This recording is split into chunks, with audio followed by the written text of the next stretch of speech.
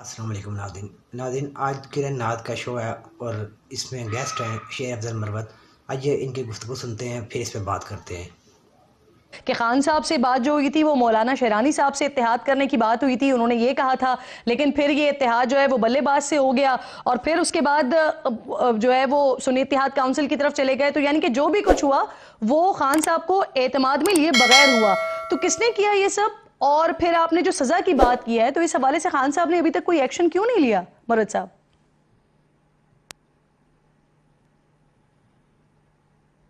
خان صاحب چونکہ خود اسیر ہیں، خان صاحب کو ہدایات تو یہ تھی کہ شیرانی صاحب کے ساتھ آپ الائنس کریں، اور اس پہ ہم نے میڈیا میں اناؤنس بھی کر دیا تھا ٹی آر اور سیٹس کی ایڈجسٹمنٹ سب کچھ جو ہو گئی تھی.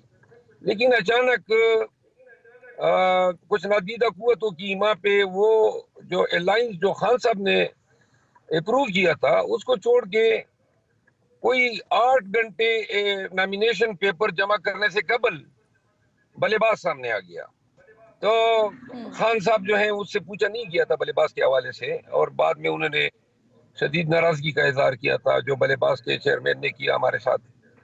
تو یہ ایک سنگین فاش غلطی ہے، بلکہ غلطی سے زیادہ اس کے محرکات جو ہیں میں نے اسی لیے کہا تھا، اور خان صاحب کے ساتھ یہ ڈسکشن یہ ہوئی تھا نادیدہ قوتوں کے کہ اس حکم کو پر ٹریس کیا آؤٹ کس نے؟ کرنا چاہیے. پھر دوسری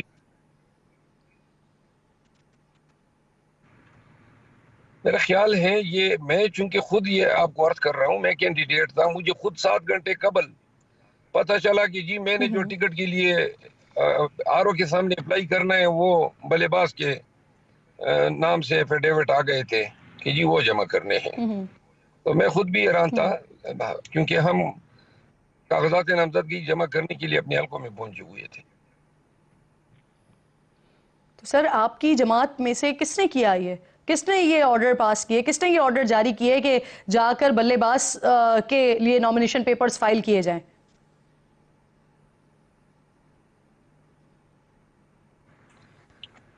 میں حلفان کہتا ہوں کہ مجھے علم نہیں ہے کہ یہ ذمہ داری، اندازے تو ہو سکتے ہیں لیکن کسی بھی گناہ پہ اگر میں الزام درد ہوں تو یہ مناسب نہیں ہوگا، اور اچھا البتہ سر، یہ پراب کا متقاضی ہے اس کی. سرزنش اس کی جی ہونی فرمائیں. چاہیے اگر آپ یہ کہہ رہے ہیں کہ یہ غلطی ہوئی ہے اور جس کا خمیازہ آپ ابھی تک بھگت رہے ہیں. لیکن آپ جو بات کر رہے ہیں نا مروت صاحب، اس سے مختلف آپ کی پارٹی کے جو ترجمان ہیں رؤوف حسن صاحب، وہ اس سے مختلف بات کر رہے ہیں. بلکہ جو سینئر رہنما ہیں حامد خان صاحب، وہ بھی اس حوالے سے کچھ گفتگو کر رہے ہیں. ان کی ذرا میں آپ کو بات سنوا دیتی ہوں، پھر آپ کا کامنٹ لوں گی اس پر. سنوائیے.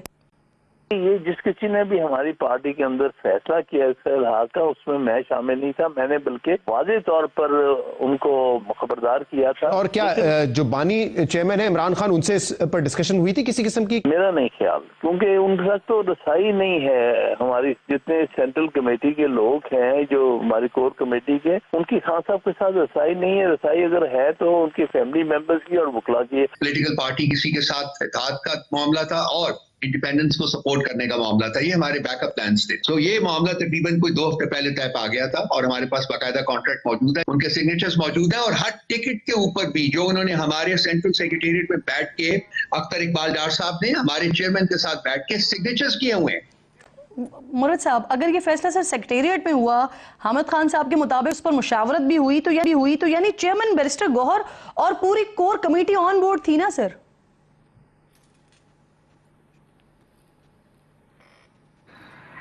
میں آپ کو عرض کروں، آپ ذرا کائنڈلی یوٹیوب پہ سرچ کر لیں. الیکشن سے نامینیشن پیپر سے 6 دن قبل بیرسٹر گور صاحب ہم نے جوائنٹ پریس کانفرنس کی اور شیرانی صاحب کے ساتھ طلاق کا اعلان کیا، اور اس میں اسد قیصر صاحب موجود تھے. آپ اسد قیصر صاحب سے ویریفائی کر لیں. تو یہ بلے باز تو اس وقت سامنے نہیں آیا تھا. 3 لوگ ہم گفتگو شنید کر رہے تھے، بیرسٹر گور صاحب تھے، میں تھا اور اسد قیصر صاحب تھے. تو اور یہ خان صاحب کے پاس ہم تمام تجاویز لے کر گئے، جو ڈیمانڈ تھی سیٹ ایڈجسٹمنٹ پلان، وہ بیرسٹر گور صاحب لے کر گئے اور خان صاحب سے ڈسکس ہوا سب کچھ اور اپروو ہوا. پھر انہوں نے خان صاحب نے کہا کہ بلوچستان کی سیٹ کی ایڈجسٹمنٹ کے لیے 2 افراد پر مشتمل کمیٹی خان صاحب نے اناؤنس کی.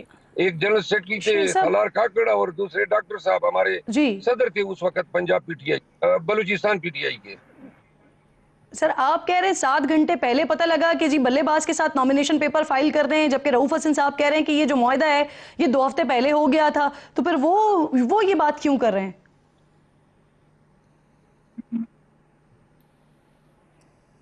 مجھے تو علم نہیں ہے، اگر رؤف حسن صاحب نے معاہدہ کیا تھا بلے باز کے ساتھ تو وہی ایکسپلین کریں۔ سر آپ قانونی ماہر ہیں اور آپ کے نزدیک سنی اتحاد کونسل کا سے جو اتحاد کا فیصلہ ہے وہ سیاسی طور پر بھی اور قانونی طور پر بھی غلط تھا، تو سر پشاور ہائی کورٹ کا فیصلہ یعنی درست ہے، اور اگر سپریم کورٹ سے بھی رجوع کیا جاتا ہے تو پھر obviously کیونکہ آپ قانونی ماہر ہیں، آپ خود بتا رہے ہیں کہ وہ اتحاد ہی غلط ہوا تھا، تو پھر تو سپریم کورٹ سے بھی یہی فیصلہ ایکسپیکٹ کیا جائے۔ میں نے کب کہا ہے کہ اتحاد غلط ہوا ہے؟ سنی اتحاد کونسل کے ہم مشکور ہیں، انہوں نے ہمیں اپنا نام دیا ہے اور بڑے مشکل وقت میں، جی تو لہٰذا سنی اتحاد کونسل کی شمولیت میں نے یہ نہیں کہا تھا، میں نے یہ کہا شیر تھا افضل صاحب کل کہ میں نے آپ کا المسلمین پورا جو انٹرویو تھی سنا۔ وہ جی جی اس کے وحدت المسلمین کے وساطت سے ہماری 80 سیٹیں ضائع نہ ہوتی، میں نے یہ بات کی تھی۔ وحدت المسلمین کو ڈر کے مارے چھوڑا گیا، کچھ کے لوگوں کو واٹس ایپ میسیجز آ گئے تو شور مچانے لگے، یہ ہو جائے گا وہ ہو جائے گا۔ خان صاحب کو علم ہے اور یہ ساری چیزیں کل ڈسکس بھی ہوئی۔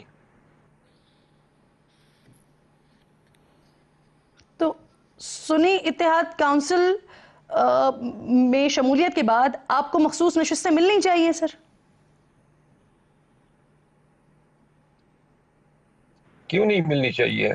آئین تو یہی کہتا ہے، الیکشن ایکٹ کی لینگویج دوسری ہے، آئین جو ہے وہ پریویل کرے گا۔ ہم سپریم کورٹ جا رہے ہیں اس پہ۔ جی ناظرین، آپ نے شیر افضل مربت کی گفتگو سنی۔ ناظرین دیکھا آپ نے کیسے بیان بازی چل رہی ہے۔